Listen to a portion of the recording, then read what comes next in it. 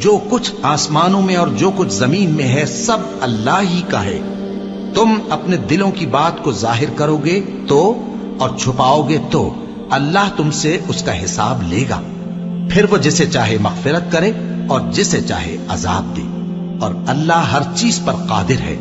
رسول اللہ صلی اللہ علیہ وآلہ وسلم اس کتاب پر جو ان کے پروردگار کی طرف سے ان پر نازل ہوئی ایمان رکھتے ہیں، اور مومن بھی سب اللہ پر اور اس کے فرشتوں پر اور اس کی کتابوں پر اور اس کے پیغمبروں پر ایمان رکھتے ہیں، اور کہتے ہیں کہ ہم اس کے پیغمبروں سے کسی میں کچھ فرق نہیں کرتے.